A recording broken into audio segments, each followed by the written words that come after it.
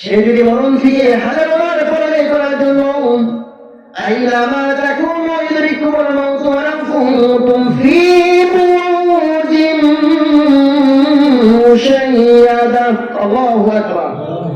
আল্লাহ কোরআনের আয়াতে লিখে বলেন, কোন মানুষ যদি মরণের হাত থেকে পলায়ন করার জন্য আসমানে সিঁড়ি লাগায়া তারপর যদি পলায়, ফী বুরুজিন মুশাইয়াদা, অত্যন্ত সুদৃঢ় মজবুত বানায়, মজবুত করে গম্বুজ বানাইছে, বিল্ডিং বানাইছে, অথবা আসমানে সিঁড়ি লাগায় সেখানে পলায়ন করছে মরণের হাত থেকে বাঁচানোর জন্য, মৃত্যু তার কাছে আসবেই আসবে, মালাকুল মউত তার কাছে আসবেই আসবে।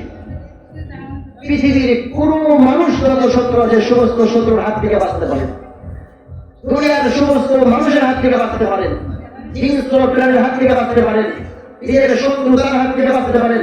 মুনকার নাকির মালাকুল মউত আমার আপনার কাছে আসবেই আসবে, পালানোর কোনো পথ নাই, কোনো রাস্তা নাই, বিকল্প কোনো পথ আল্লাহ তৈরি করেন নাই। মরতে তো হবে, মরণের আগে রাসূলের হাদিস, রাসূল কারীম সাল্লাল্লাহু আলাইহি ওয়াসাল্লাম বলেন, মুতু ক্বাবলা আন তামুতু, মরণের আগে একটু মরার চিন্তা ভাবনা করা, আমি যে মরে যাব, এই যে আমার বাড়ি ঘর, বাড়ি বাড়ি ঘর এবং এই বাড়ি তো আমার না, আমার স্থায়ী করবো, এই বাড়ির স্থায়িত্ব সর্বোচ্চ 60 থেকে 70 বছর। এই যে স্বাধীনতা ঘড়ি, এই ঘড়ির স্ট্রাকচার, এই ঘড়িটাকে আল্লাহ বানাইছেন 60 থেকে 70 বছর, 80 বছরের জন্য। এটা আমরা জিনিস তৈরি করে বানাই, সেটা একটা মেয়াদ থাকে, একটা ডেট থাকে। এই ঘড়িটার ডেট টাইম আল্লাহ তাআলা দিয়েছেন সর্বোচ্চ 100 বছর, এরপরে পাঁচ পাঁচে অটোমেটিক নষ্ট হয়ে যাবে। বয়স 34-35 বছর, এখন চিন্তা দিতে পারি, 2-3 ঘন্টা আলোচনা করতে পারি, এটা পারলাম। আজকের থেকে 20 বছর পরে এটা আমার পাশে হুজুর বাহাদুর হয়ে যাবো, আর চিন্তা দিতে পারবো না, কথা বলতে পারবো না। এখন একটা 3 দিন সফর করলাম উত্তরবঙ্গের দিকে, আবার আজকে এখানে, এই জন্য এখন জানে খুলে, কারণ এই দেহটার এখন একটা মেয়াদ আছে, যখন আমার মেয়াদটা শেষ হয়ে যাবে আমাকে দিতে আসবে। আমাকে এলাকার সমস্ত মানুষ, তারা ভাবছে যেমন বড় বড় স্টেজে প্যান্ডেলে গেছে, সমস্ত মানুষ আমার একত্রিত হয়ে আমাকে বিদায় দিয়ে আসবে, এখান থেকে আর ফিরে আসা সম্ভব হবে না। একজন আল্লাহওয়ালা পীর, বুজুর্গ মানুষ, অনেক বড় নামি দামি পীর, নামি দামি পীরের কাছে হাজার হাজার মানুষ মুরিদ হয়। একজন বাদশাহ মুরিদ হওয়ার জন্য গেছেন, যাওয়ার পরে বলছে যে হুজুর আমাকে একটু মুরিদ বানান। মুরিদ তো বানাইলাম, এখন একটা সবক দেন। কি সবক? তুমি সারা দিনের ভিতরে 100 বার মৌতের কথা স্মরণ করবা। অবসরমানি বান্দার হায়রানি, আবার হাবিব আল্লাহ রাসূল সাল্লাল্লাহু আলাইহি ওয়াসাল্লাম বলেন, একজন করে মানুষ যখন দুনিয়ার ভিতরে সকাল থেকে সন্ধ্যা পর্যন্ত ঘোরাফেরা করে, তার পিছনে পিছনে ফেরেশতারা 70 বার তাকে মরণের কথা স্মরণ করে দেয়।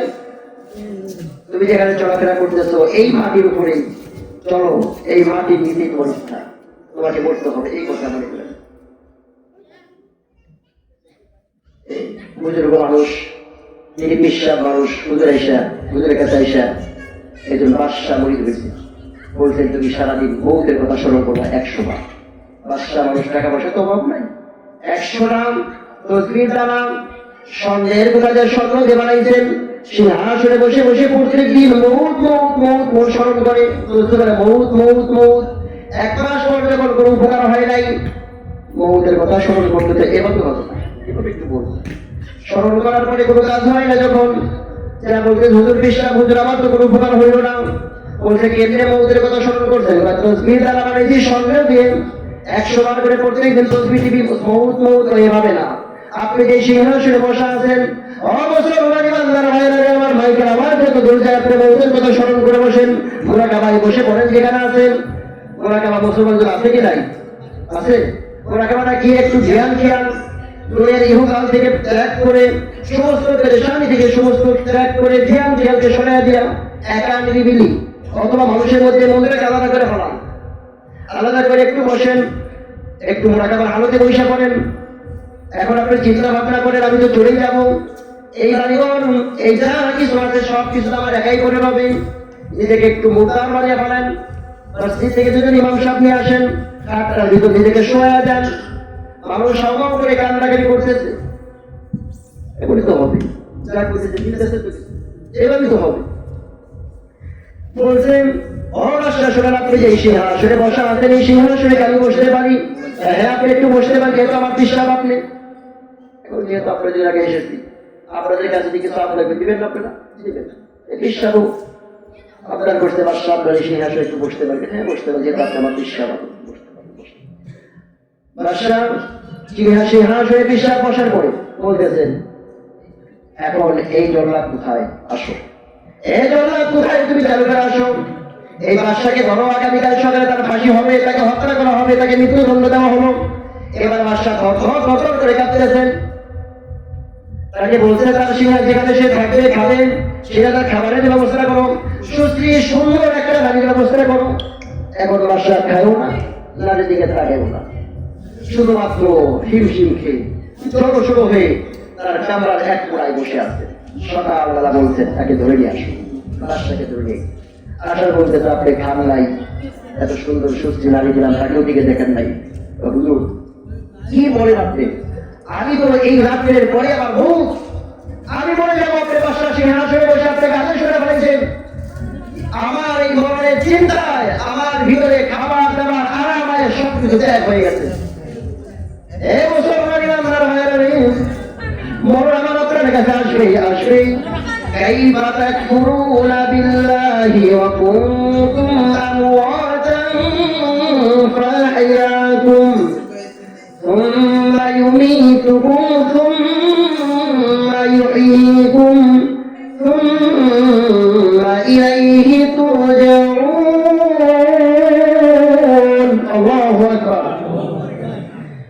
মুসলমান বান্দার হায়ারে আমার বন্ধুগণ, আমার যুবক ভাইরা, পর্দা নিশিমা বলেলাম, আমার আল্লাহ ডাকতে বলেন, কাইফা তাকফুরুনা বিল্লাহি ওয়া কুনতুম আমওয়াতান, কাইফা তাকফুরুনা, তোমরা কেমনে অস্বীকার করো, অবিশ্বাস করো, কেমনে দুনিয়ার জমিনের ভিতরে মৌতের কথা স্মরণ না করে কিভাবে তুমি সামনে আমাদের সাথে হাসো। আমি আল্লাহ তাআলা তোমাকে মৃত্যু দান করেছি, আবার তোমাকে জীবন দান করবো, আবার আমি তোমাকে মৃত্যু দান করবো, আমি তারপর সিংহায় খুব আমি তোমাকে ফেরত দেব আমার দরবারে। তোমরা অতঃপর সব কিছু করার পরে ইলাইহি তুরজাউন, আমি আমার দিকে কিয়ামতের ময়দানে সমস্ত পৃথিবীর যত মানুষ আছে সবাইকে আমি উপস্থিত করবো। হতে হবে কিনা? আমরা প্রত্যেক দিন একটা সূরা পড়ি নামাজের ভিতরে, মালিকি ইয়াউমিদ্দিন, পড়ি কিনা? আল্লাহু আকবার। কিয়ামত দিবসের মালিক কে? আল্লাহ। এই যে কবরের আমলটা হবে কবরে, আমরা তো মনে করি যে আমরা তো দুনিয়া আছি, যারা যুবক কাকরা নওজোয়ান, আমাদের তো মনে চাই একটু আনন্দ ফুর্তি করি, কিন্তু বড়দের কথা তো বড়দের কথা তো স্মরণ করতে হবে। আল্লাহ রাসূলের সাহাবী রাদিয়াল্লাহু তাআলা আনহু, নাম শুনতে সবাই, আল্লাহ রাসূলের দুজন কন্যার স্বামী ছিলেন। রাসূলের জীবদ্দশায় আল্লাহ রাসূল বলেন, যদি আমার আরো কোনো কন্যা থাকতো আমি তাকেও তার সাথে বিবাহ দিতাম। বলেন সুবহানাল্লাহ সুবহানাল্লাহ। উসমান রাদিয়াল্লাহু তাআলা আনহু যখন কবরের পাশে হাঁটতে যেতেন, এত অজরে কান্নাকাটি করতেন, চোখের পানিগুলো ঝরাইয়া কান্নাকাটি করতেন। জিজ্ঞেস করা হলো, আপনি তো রাসূলের সাহাবী, আশারে মুবাশশারার ভিতরে একজন, আপনি কেন তো কাঁদলেন? আল্লাহ আপনাকে জান্নাতের সুসংবাদ দিয়েছে। প্রত্যেক জুমার দিন কোরআন নামে খুতবা শোনেন না, জিন্নুরাইন, আপনি কেন তো কাঁদেন? তিনি বলতেছেন, কবরের জগৎটা হবে আমার প্রথম রাত্রি, আমি যখন কবরে প্রবেশ করব আমার মালিক ছাড়া আমার কেউ দেখার মতো কেউ নাই। আমাদের মাঠের যত ঘাটি থাকবে সমস্ত ঘাটির ভিতরে কবরের ঘাটি হবে আমার প্রথম। আমি এই জন্য চিন্তায় বিমূঢ় হয়ে গেছি। কবরে যেই ব্যক্তি সর্বশেষ মৃত্যুবরণ করবে, তারপর যে ব্যক্তি উঠবে, এই ব্যক্তি কমপক্ষে 40,000 বছর কবরের ভিতরে অবস্থান করবে। আজকে আমরা চিন্তা করি, আমরা মনে করি সময়টা আমাদের এভাবেই চলে যাবে। এই যে দুনিয়া, এই যে আমাদের কাছে কিন্তু এরকম হাজার হাজার মানুষ সবার মোবাইলে আছে না, এখন দিন শিখা ইসলামের পথে চলা খুব সহজ। অথচ আমরা সেই মোবাইল দিয়ে সারাদিন কত কিছু দেখি, একটা মানুষ দেখি না। কত সুন্দর কোরআন তেলাওয়াত আছে, গানের সাথে আছে না, কত সুন্দর। মুসলমান বান্দারা ভাইয়েরা গো, আমার মালিক আমাকে ডাকতে বলে, দুনিয়ার সমস্ত মানুষকে ডাকতে বলে, খেয়াল করো খেয়াল করো, আমি দুনিয়াটাকে সৃষ্টি করছি এমনি না, আমি কিন্তু সবাইকে আবার প্রত্যাবর্তন করাবো হিসাব নেওয়ার জন্য। আমি সেই দিন এমন ভাবে সমস্ত মানুষ হিসাব করে হিসাব নেব। মালি হাদাল কিতাব লা সগীরাতান ওয়ালা কাবীরাতান।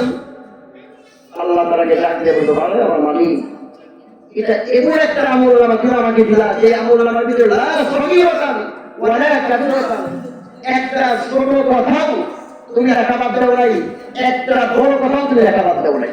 সমস্ত ছোট্ট আমল, সমস্ত বড় আমল সব তুমি লিখে রাখছো। বলেন সুবহানাল্লাহ। প্রত্যেকটা কদমের হিসাব, প্রত্যেকটা কথার হিসাব আমার আপনার দিতে হবে। আমরা এই কথাটা মনে করি, আমরা মনে করি জগতে এসেছি এভাবেই মনে আমাদের সময় চলে যাবে। আমি আসলাম, গেলাম, বসলাম, সুন্দর বাড়িঘর করলাম, কত সুন্দর বাড়িঘর করলাম, সবকিছু করলাম, টাকা পয়সা অর্থ সম্পদ সবকিছু গুছাইতেছি। বাদশাহ যুলকারনাইন সমস্ত জগতের ভিতরে চারজন বাদশাহ ছিল, সমস্ত পৃথিবীর বাদশাহ একসাথে করছেন। দুজন ছিল মুসলমান, দুজন ছিল বেদুইন কাফের। যুলকারনাইন যখন দুনিয়ার জমিন থেকে চলে যায়, যাওয়ার সময় তার সাকৃতদেরকে বলে গেলেন, তাকে যারা কাপড় দাফন করবেন তাদেরকে বলে গেলেন, আমি যখন চলে যাবো আমার কাপড়ের কাপড় থেকে দুটা হাত বাইরে বের করে রাখলাম। আমি সমস্ত জগতের মানুষকে শিক্ষা দিতে চাই, আমি অন্ধকার কবরে চলে যেতেছি, সমস্ত দুনিয়ার বাদশা হওয়ার পরে আমি খালি হাতে চলে যেতেছি। আমার কোনো সম্পদ থাকবে না, যা কিছু সমস্ত কিছু আমি ছেড়েই তো চলে যাবো। কোন রকম কোনো কিছুই তো আমার সাথে যাবে না। এই একটা কাপড় পরছি, কত পকেট, কত সিলাই, কত পকেট, কত সিলাই, কত কিছু, অথচ কাপড়ের ভিতরে একটা পোশাকও নাই, একটা সিলাইও নাই, একটা পকেটের ব্যবস্থা নাই। এত মানুষ, এত বাড়ি ঘর, এত টাকা পয়সা, সব কিছু। কেউ কি বলছে আজ পর্যন্ত যে আমার কবরের ভিতরে একটু সোনা দানা আগুনে যাবে কিছু দিও? মুসলমান ইমানদার ভাইরা, মৃত্যু জানি বরণ করবো, মরণটাই আমার সত্য ছিল সত্য, আমাকে মরতেই হবে, মরতেই হবে।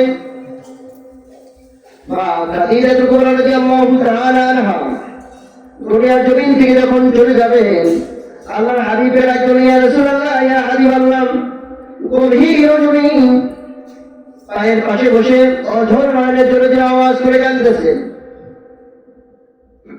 আল্লাহ রাসূলের কান্নার আওয়াজ শুনে ঘুম ভেঙে গেল।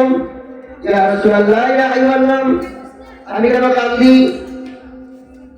আমার মরণের ভয় আমি কাঁদতেছি, আমি এই দুনিয়া থেকে চলে যাবো, এই মরণের ভয় আমি কাঁদতেছি। তাহলে কি করা লাগবে? আল্লাহর হাবিব গো, আমার কান্নাকে বন্ধ করার জন্য আমি তিনটা আবদার করবো। এই মহিলাটা আল্লাহ রসুলের প্রায় বছর খানেক অনেক উচ্চ পাহাড়ে আল্লাহ রসুল বহুদিন ধ্যান করছেন, প্রাতিষ্ঠানিক ভাবে নবী হওয়ার। এটা আমার বিষয় না, তারপরে বলি, সেখানে এত কষ্ট করে তাকে খাবার দাবার পৌঁছাইছে। রসুলের কাছে মহিলাদের, সুস্থ সবল মহিলাদের মধ্যে সবচেয়ে সবার আগে স্থান গ্রহণ করছে। বলেন সুবহানাল্লাহ, সুবহানাল্লাহ। রসুলকে সমস্ত ধন সম্পদ, টাকা পয়সা যা কিছু আছে সবকিছু দিয়ে সব সময় জন্য সাহায্য করতেন। এনে মৃত্যুবরণ করবে, মরণের আগে আল্লাহ রসুলের কাছে এমন ভাবে অঝোর নয়নে গভীর রাত্রিতে ঘুম থেকে উঠে কান্নাকাটি করতেছে, আজকে মরে যাবো, আমাকে কষ্ট করবে, মন কান্না কি?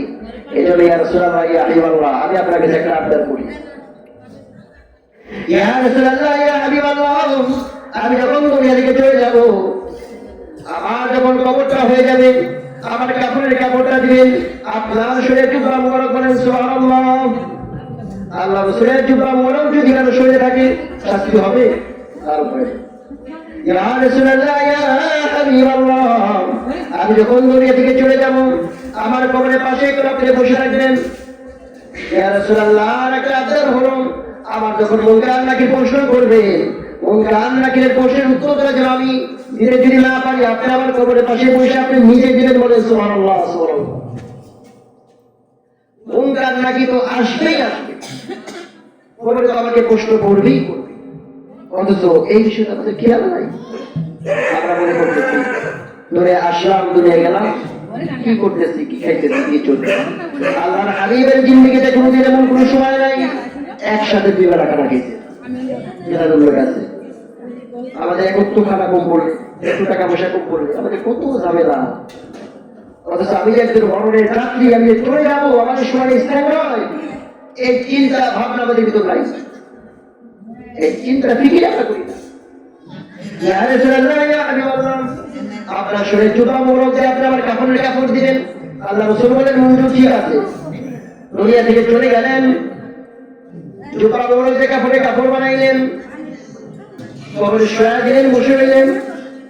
আমার আল্লাহ তাআলা রাজ্য বলেন, ও আমার হাবিব, আমার খাদিজা, যাকে আমি নিজে সালাম দিয়েছি অবস্থায়, তার প্রশ্নের উত্তর দেওয়ার জন্য আপনি নিজে বসে রয়েছেন, এটা করতে হবে না। আমি আল্লাহ তার প্রশ্নের উত্তর দিয়ে দিতে বলেন সুবহানাল্লাহ সুবহানাল্লাহ। এই লোকের ভিতর যদি মরণের এত চিন্তা, কবরের এত চিন্তা, আমি আপনি কোথায়, কত পিছিয়ে আমরা।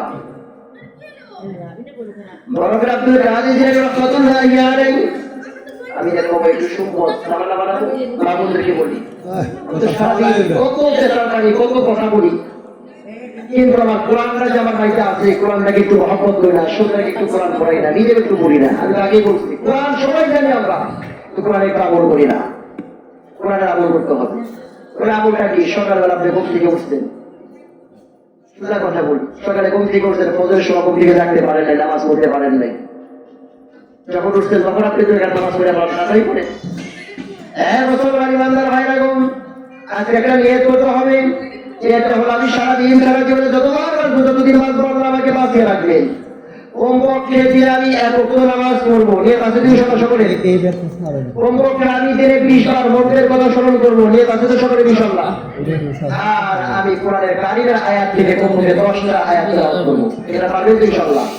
কোরআনের ফজিলত, কোরআনের তেলাওয়াত যদি আপনি করতে পারেন, আপনার পক্ষ থেকে আপনার বাড়ি থেকে আসবে আব্দুল কাদের জিলানী রাহমাতুল্লাহি আলাইহি বলেন সুবহানাল্লাহ। এদিকে সাউন্ড বোঝা যায়, এদের মতো যে একটা দিনদার সুলতান আল্লাহ তাআলা যদি আমাদের দেয়, তখন আমাকে সঠিক পথে চালানোর জন্য আমার একটা পাখিও হবে, কবরে চলেই যাবো, করতেই তো হবে। সম্পদ যাবে না, বাড়িঘর যাবে না, আমার কাছে যাবে কি? আমার যদি একটা সন্তান থাকে, আমরা 5 ওয়াক্ত নামাজে দোয়া করি, ঈশার নামাজে দোয়া করলাম, রব্বিরহামহুমা কামা রাব্বায়ানি সগীরা, করি কিনা দোয়াটা? মুসলমান, আপনারা জানা নাই, আমরা মনে করি হুজুর খালি বারবার একই দোয়া করে কেন? আল্লাহর হাবিব বলেন, সহিহ বুখারী মুসলিমে আছে, আল্লাহ রাসূল বলেন, ওর সন্তান যদি একবার নয়, 2বার নয়, 3বার যদি বাবা মার কথা স্মরণ করে কবরের পাশে অথবা নামাজে দোয়া করে, আল্লাহ তাআলা কবরের আযাব 40 দিন পর্যন্ত মাফ করে দেয়। বলে সুবহানাল্লাহ সুবহানাল্লাহ। মরে তো যাবই, এটা তো বিশ্বাস হয়েছে, মৌত হবে এ কথা তো বিশ্বাস হয়েছে আমাদের। এখন আমার মরণের পরে যে আমার কবরে আমি থাকবো, এই থাকার সময়টা কেটে কাটাবো। 40,000 বছর সর্বশেষ আমি যাবো, আমার এই সময়টা তো আমাকে থাকতে হবে। 60 থেকে 70 বছরের একটা প্রস্তুতি, আমাকে 40,000 বছর থাকতে হবে, এটা তো একটা প্রস্তুতি দরকার। আবার যখন আমি এখান থেকে উঠে যাবো, তার জন্য একটা প্রস্তুতি দরকার। মুসলমান ইমানদার ভাইরা গো, করতে হবে এই কথা যেমন সত্য, অন্ধকার করে শুনতে হবে এই কথাও সত্য, কবর থেকে আমাকে প্রত্যাবর্তন করানো হবে, কিয়ামতের মাঠে যাবো এই কথাও সত্য। এখন আমার প্রস্তুতি কি? আমার প্রস্তুত হবে যে মরে যাবো, মরণের জন্য কর্তব্য প্রস্তুতি। একবার যদি আপনি মরণের যন্ত্রণা থেকে, আযাব থেকে আপনি বাঁচতে পারেন, তাহলে আল্লাহ তাআলা আপনাকে সমস্ত ঘাটিগুলো মাফ করে দিবেন। সুবহানাল্লাহ।